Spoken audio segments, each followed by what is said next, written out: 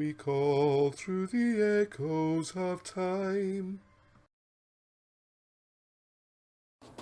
Right, so we're saying we've got this 5th and 6th century epic poetry. And it's this stars thing as well. It's the stars. Oh, I love the stars stuff, yes. That's what we've got to sort out. Sorry, yeah. We've got to do all that. I mean, it's there. Well, look, this is the kind of work you do, and it's just all typed out. Yeah. I am flabbergasted. The volume of work is just amazing. That's how it starts. Yeah, this is the kind of idea how the workings go. Yeah, that's how it starts. And each one of these is an amazing... Oh my God, year by year by year you've done it. Is that year by year, or is that just pages? Pages, sorry, yeah. Page lines and That's why they're going the wrong way, the years, aren't lines and pages, yeah. Yeah. Well, I don't know what we've done altogether. We got stuff in the cellar as well, you see. Oh, that's we got a cellar full of stuff. I'll put nose down there as well. We just do a lot of work, that's all. Well, I'm amazed how much you've done. Well, we're not. I mean, I'd be pleased just to have read this much. There's always the same piece of stuff. The stars. It's the influence of stars and on history. It's enormous. There's enormous work to be done there. Do you have any thoughts on the stars and the Christian cross, or the cross, or the Celtic cross? No, I've never. Probably going to that. Okay. Never going to that. Yeah. All right. I don't know what we've done altogether, but he's got most of the good stuff. He'll have that locked away. Yeah, so loads more. What's that one? Holy Kingdom, different cover on that. Joseph, Moses, and Sheba. Another book. Joseph, Moses, and Sheba. Oh yeah, well that's all in the Moses in the hieroglyphs, isn't it? Part of it. Yeah. See, I have to go through these folders because I suddenly find It's the stars which fascinated us. Star maps and things like that. Yes. Well, that stuff in the map, explain the map and all, because that's another one we're going to have to redo as a separate book, because that's fascinating, that is. You think so? Absolutely, yeah, I am. Well, I was trying for ages to work out to understand the Mabinogi, and it's hidden in the middle of another book, like, you know? Yeah. Hidden in the middle of the Ark of the Covenant book. We started lots of things and said, we've got a feel for that, but we'll leave it for later, you know what I mean? And then we write up something on it, an outline, and put it away, because we can't do everything. And I've got to be honest, we've got fed up with it. We got fed up with it. I mean, what's the point in some ways? If you don't do it, I'm not sure who else can do it. I mean, if you I think you point people in the right way, there's plenty of people who pick it up. Like with me, for instance, there's a couple of projects you give me a pointer to get going with, but what you have, you and your partner in this, is the ability to spot where it's going, you know? Yeah. Once it's up and running, people can jump on. There's that initial spark of, hang on a second. We've always said that. But Why is that there? That's the bit of genius. Well, I mean, somebody's written a book, and he's a professor, and a big publisher in London's published it, and we come along and say, garbage, you know, we don't call it garbage, but it's garbage. If we're right, people will say, well, that's junk 'em.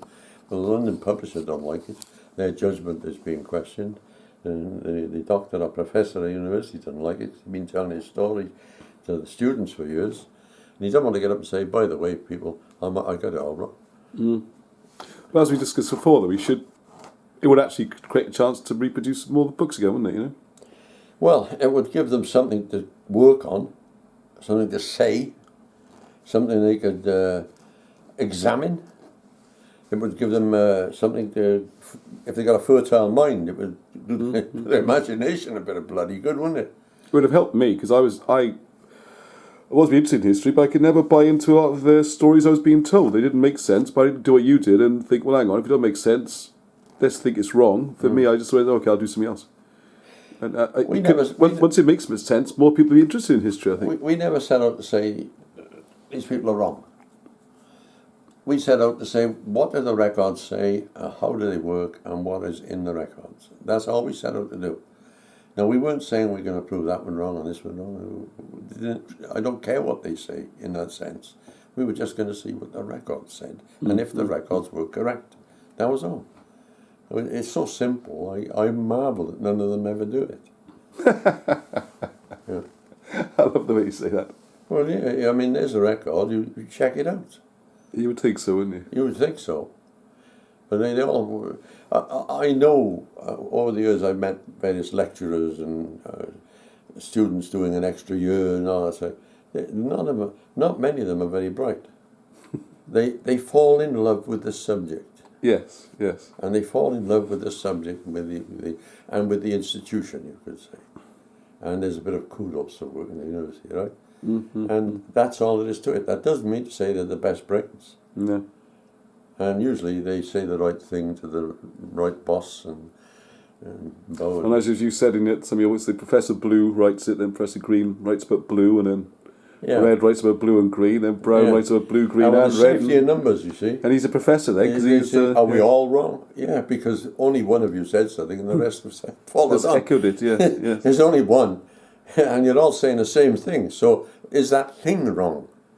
This is a big thing, though, in the internet as well, and I've been watching Psychology on this. One of Richard Hall's guests, Neil Sanders, goes on about it. This people want to have people agree with them. Oh, yeah.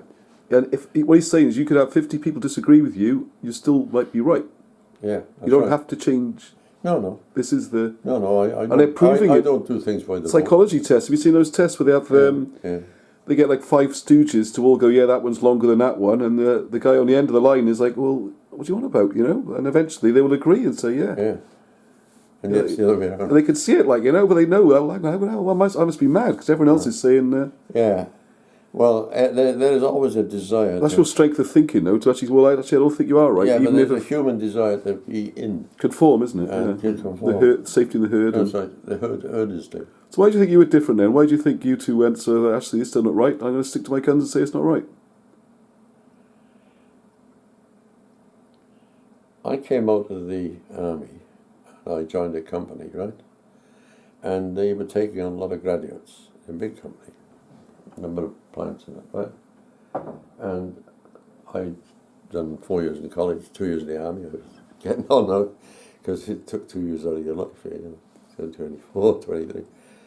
And they sent us on this course, 20 of us, and they were all young men like myself, and there were 1 or 2 girls, all university people, you know, being recruited, because the companies then in the 50s were recruiting university types. It was the big thing to get, not start to work at 14 and go up, you know, a charge hand foreman, assistant foreman, or junior foreman, job, manager. Yes. That was out, they were looking for brains and all that. So anyway.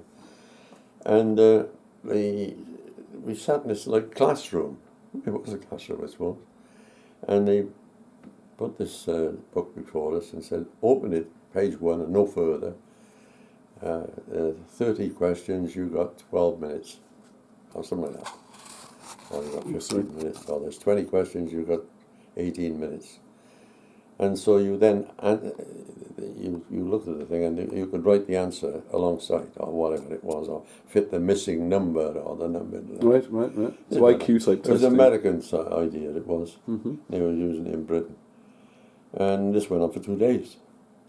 And at the end, they said, early afternoon of the second day, right, you've been asked, I think it's 1,430 or 1,440 questions, right, something like that.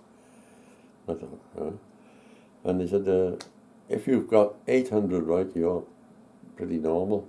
You've got 900, you're doing very well. And if you've got 950, you're very good. I said, we got past that. I was just about to do the last one when they said, put your pen out.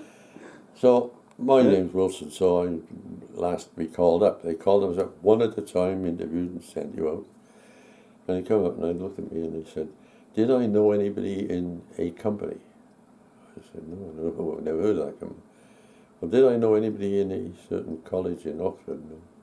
Did I know anybody in another company? I said, no. I said, I don't know what you're talking about. I said, well, I've just been in Germany in the army for 2 years. I've only come back a fortnight ago.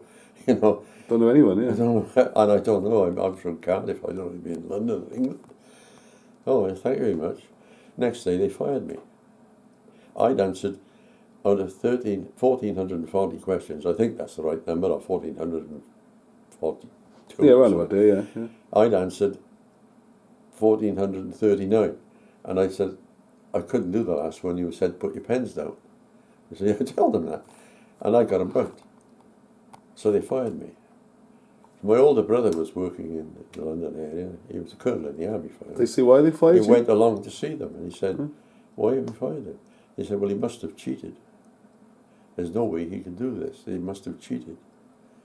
He said, my brother didn't cheat. Oh, well, he must have. It's impossible for him to do that. And that's a true story. And how could you cheat 1,400 times so quickly anyway? Well, exactly. But I must have cheated. And they fired me. So after that, I would never submit myself to anything like that. I made my own way. So you learned from that experience? I bloody did. And when my colleague and I met in the libraries and that, and he was in this book, King Arthur, and this and all that, I thought, hey, there's a chance here, let's go and find King Arthur, we can bloody do that. You know, it's not could we. We were convinced we could, we would, you know. And I say, good idea. So we got together a few times and we set out to find King Arthur. Both of them. Yes. He said, well, yeah. So you consciously He said, it's too big. He said, there's 2 or 3 of them, I think. I said, hey, at least 5, aren't they? I was at least 5. I said, but there's 2 big ones. Yes. So he'd worked out, they said, more than one. And he was only 17, 18. He'd worked out there's 2 of them, you know. Yeah. But you made it so you're very conscious of not being part of the herd then. You seem to apply that to everything, you know. It's. I've been through the education system and I find it difficult because I read something and it's hard to spot and say, hang on a second, I don't believe any of it. It took me a long time to learn that lesson. There was, I think I told you this, there's 20 of us in this class, and was it when you were drawing water out of a paper mill? They were going over a web, a long web. The water drained through the web, and there were big rollers underneath in the web. Around. No, I'm told this, wasn't it? Stuff was dumped on top, and the sludge and the water drained out of it. And they come off the end fairly solid, dry. Now, the idea was, do you have little rollers underneath or big rollers? And there were the 2 geniuses from Oxford, the senior students. They came up and they showed all this mathematics on the board, and even big rollers, you see. Right. And so the guy running it said, well, he didn't know. And how many of you think big rollers? And about 15 said yes, and 5 or 6 of us said no. And they argued and shouted, and there was one guy that was getting very irate. He was losing his temper. He was right. He'd done this work and research, all this mathematics, and big rollers, you know. Right. And it got down friendly. There was 23 saying big rollers and me saying small ones. Right. And I would not surrender. And I was very unpopular. Very unpopular. Even though it was a kind of abstract problem in a way. So, this was Tuesday. On the Thursday, a professor arrived from Oxford University, and he was into this, and they said to him, would you have big rollers or little ones? And he said, well, obviously little ones. He said, velocity. You know, he said, velocity, obviously. And there was 2 or 3 of them turned around and looking at me, you know, shit, that was bastards, right, you know. And they'd allowed themselves, half a dozen of them, allowed themselves to be convinced, to be persuaded, against their will almost. And of course, the people running the show were absolutely furious, because they should have fucking known. Because they allowed themselves to be convinced as well, hadn't they? That's the problem with teachers as well. And I was very unpopular, and that's the reason they fired me. Yeah, you can be too clever sometimes, can't you? Well, not too clever. I mean, I said it's speed, velocity. And this professor looks, he says, velocity, and he wrote all the mathematics up. Said, there you are. And there was dead silence, you know. The 2 lecturers, the 2 leading this course, and the 23 others are all wrong, and this idiot Welshman had it right. The difficulty is, in those situations, even though you're right, someone else had to come in and agree. Yeah, you're right, wasn't it? Maybe this is what we need. And he explained, and of course they couldn't argue with him. He's the professor. Yeah. So they were. Well, I guess so. I can see why your approach then, because when we talked about it, my discussion of tactics with you is you've always gone for the top. You've written very, very academic volumes, which are difficult for general population to access, maybe, because then you get, once the professors start coming on board, all those people are prepared to be told what to think. That's right. Need that second person, don't That's they? right, they do. You could have argued for 10 years and even built a water mill. You wouldn't have convinced the rest of that class. No. You needed the professor to come in, No, don't you? well, 2 or 3 of them said to me after, hey, sorry about that, Al, you know, Yeah. I gave in, like everything. I said, Yeah. But that's a true story, It's a lesson for everybody there, though. isn't it? It is. It's not the number of people who say something. Is it right or not? Look at the records, isn't it? Yeah. Well, I mean, Or work it their out. thinking was wrong. Their thinking was wrong. That's the whole thing. Yeah. Right. They were approaching it from the wrong angle. And obviously a big roll is going to go slower, isn't it? You know, but a little roll is going to putting it out, isn't it? Oh, marvellous. No, I haven't heard that story before. No, I thought. And well, if you went to any paper mill, you got the thing goes through very big. No, I've seen it done. Yes. Hot drums, and it goes to a web, and it goes over the web. We end up with a little and thing. the water runs out the web, and you've got a sort of a dried out stuff that goes over the hot drums again. Yeah. And it's So you gotta from sludge, it You got to becomes spin it a paper. bit. Yes, it's an amazing process, isn't it? It is. So that's a true story. Yeah, no, it's a fascinating story as well. Yeah, but I've always been. If I think something, I won't budge unless you can show me. And I've been right a few times like this, you know. But it's going. I'm trying to go big. Before that step, though, before the step where you've got a different idea, you got to ask the question first, haven't you? Yeah. You could ask a question and say, "Hang on a second, and I look at this," and you could come up with the same answer as the accepted answer, and it's okay, fine, I come up with the same answer. Does that happen much then, or is it a case of? Yeah. No, well, I can remember we were working with GKN. They built a new mill.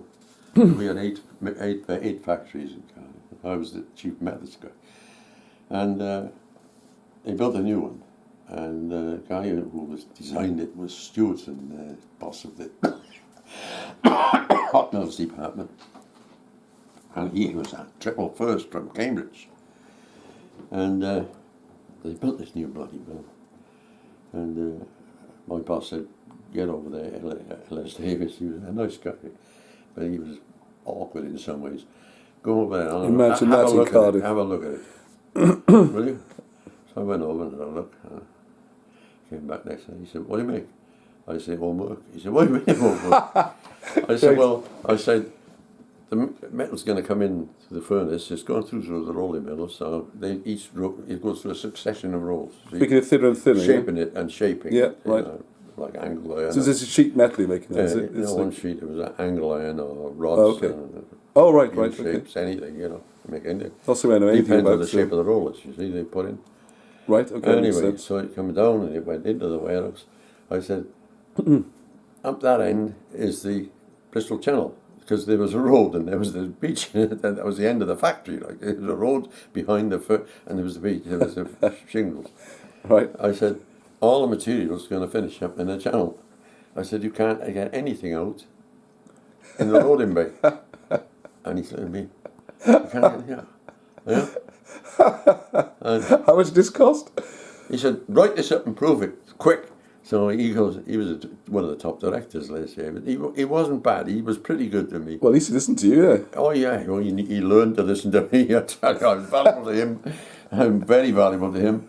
Anyway. God, how much this factory would have cost? So Or mill? Or... they had another factory alongside, unfortunately. And so I went and drew up all the diagrams and figures and flow and that's it. So, well, Stewardson, now the head of the hot rolling mills, he was furious because he designed this and he had a triple first from Cambridge. Right. And it went up to the boss, Sir Richard. The boss, Sir Richard. And he got me in and said, explain this. So I did. Oh, shit. So they then took over the factory alongside so that the stuff came down, went up there and came back the other way. Instead of going a U-shape, it went S-shape to get it out this end, you see. It was going out the wrong end. Well, was I unpopular? You can't win, though, can you? Is this terrible thing, though? You saved the company millions there, probably. Yeah. Are you unpopular for saying it, isn't it? No, not with everybody, but with some of them. Yeah. I tend to be a bit like that in my background. It never helps. He was the boss, and he was his triple first from Cambridge, and he banned up all the bloody material was flowing straight into the fucking Severn, and there was the railway lines the other end. You know, you can't be hard to believe, isn't it? It is. You know, he hadn't considered. So once you got to that step, then you just looked at it and thought, forget everything I've been told. I'm just going to look at the facts. I'm just going to look at the evidence. I was methods, you see, and methods, Stephen, that sort of thing. And any time in motion methods, I was in charge of all that. So you talk a lot about this in your research, don't you? It always says you apply the lessons from industry. I mean, what do you mean? I don't quite understand that statement. Well, we applied the principles of industry. It says in all your books, you know. Well, I think industrial. I think in the same approach to everything. My approach to everything is not academic. No. I'm not. In which way is it different then? I'm not in the style of writing at all. Although we don't write badly, do we? No, not badly. Yeah. No, Could do a bit of editing, I reckon. But there you go. But nonetheless, it's not style. I go for practicality. It's the content is the thing, the isn't content. it? Yeah, will it work? Yeah. Yes. Will it work? Does it work? And if it doesn't work, so not with it. You know, I just apply the same mentality. I got a mentality that is sort of. I guess it's weird for me to get my head around why an academic wouldn't do that. Why, if you think something doesn't work, why would you carry on writing it? This is why I don't know. I mean, but I've seen it in industry as well. See, I was in more the fluffy end. See, you know, look, it doesn't work. What doesn't work is sort of 2000 BC. We know it's 1400 BC. You know, hang on. Champollion's deciphered in the hieroglyphs in such a manner that you've got to have about 15 degrees to understand how to do it. It still doesn't make sense what they come up with. And it's variable and it doesn't make sense. Now, surely, and every time you if you write something on a temple wall in large letters or something, or you write something on papyrus, the guy getting it doesn't have to have 5 university degrees to work it out and take 2 years doing it. He's going to read it straight away. And passerbys are going to go to the temple and read what's said. Well, I think so it's more got to obvious. be simple. Yeah, I think it's more obvious examples, isn't it? When you got it's got to be simple. let's get the right way around, the 21st dynasty ruin on top of a 22nd. That's right. You know, it's crackers. Because I come from the industry as well, and you think, well, you've got to look at the whole thing again. My thinking is unravel the whole thing, if that's not right, isn't it? My thinking is sort of orientated in a certain direction. That's what I'm trying to tell you. And I think in that direction. Will it work? All these poor archaeologists in Turkey trying to explain why there's no sedimentary dirt for 600 years or something. You know, you could get a despair in their letters, can't you? Then there's something fucking wrong. They're flowing in the wrong direction, I think. Yes. You follow me? It cannot be. You've got to go back to square one. And all you do is go back to square one every time. That's my thinking, is that old way. And my colleague's the same. He's sharp as hell in some ways. He's very sharp. He's not dopey. People think he's dumb. Big fucking mistake that is. But we're both dopey, according to most of them. But you know. No, I think it's just your communication skills are so good, aren't they? That's where he leaves. You're more the public fronting face of it, aren't you? Yeah. Oh, he's full of the detail. And He keeps all the books and he makes all the files up. Doesn't always get their recognition they deserve. People like that, do all these sort of really, really clever stuff he's got up in his bedroom. He won't let me in it. Because we got a lot more than we said. Yeah, I'm aware of that, yes. Yeah. But this idea, you should, like you say, you need to test the theory, or not even test the theories, test it's the other way around, isn't it? You test the evidence first, and then piece it together. Yeah. I see the thing that's wrong way around, isn't it? Yeah, you have to sort of see where the evidence takes you rather than the other way around. That's right. I don't care what someone else says. Yes, that's what you have to have, that attitude, don't you? I don't care what Professor this the other says. And if there's a problem, then obviously their attempts at a solution have to be wrong. Not the information's wrong, because the tendency is that the information is incomplete, or it's been bastardized by a copier and all that. It's not so. The information has to be taken as being generally correct, and you've got to approach it with that view. Not saying the information is defective. There's an awful lot of information is defective. Well, why did no one write in the Greek alphabet for 600 years, isn't it? It's 1250 and then no one wrote anything. Well, they were short of ink. It's just, or slates or card or wood or anything. Clay pots. Yeah, it's madness, isn't it? The Trojan War, you know. You got to think at some point, well, why would it be 600 years of nothing? Exactly. So I didn't understand that at first. It's been a long time to... Anyway, I think that's a big subject. We'll do that But a separate they don't video. tell people the detail like that, do they? No. They generalise and skip over it. Yeah, I'm one of those people who, like Now you said... I specialise in this era. And, what about the whole era? You know. Well, I think like most people, you come home, like you said, and you read the book, except in a mindset that they must have put some thought into this, and it's probably right. And you don't go in there thinking, well, I do now, but you know, when you're working for a living and everything, it's different, isn't it? You come home, just read the book for leisure, don't you? Really, rather than it's a lot of people have difficulty with this. no, it's parrot-like. It's parrot learning. Repeat after me. And the parrot goes, hello, hello, and it doesn't know a clue what it's fucking saying. And it's a lot of parrot mentality. It's This is sort of fashion as well, isn't it? Stay with the herd, it's safe. Because if you wander off, the tiger might get you. So stay with the rest of the herd where it's safe. And if you were to say something wrong, then the rest of the herd will turn on you and cast you out, and you will not get promoted. So what do you do? Like remain an assistant lecturer till you're 50. Yeah. You will never be professor. You know? So I got a dilemma in my situation. Then, where I've got young sons, and do they have to learn the mainstream that you know is wrong, or do you teach them what's right? I mean, they got to pass exams at some point. Let them do their exams as whatever to get the qualification. But I mean, the main thing is English, isn't it?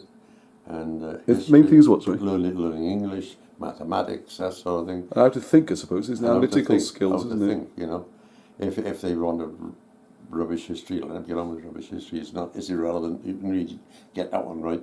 If they're learning French or a foreign language, well, do it. So, just do it. Don't mess around with these kids. Cause but as regards history, it's not fair, is it? 'Cause you can't write in a at the O level as equivalent today, whatever that's called. No.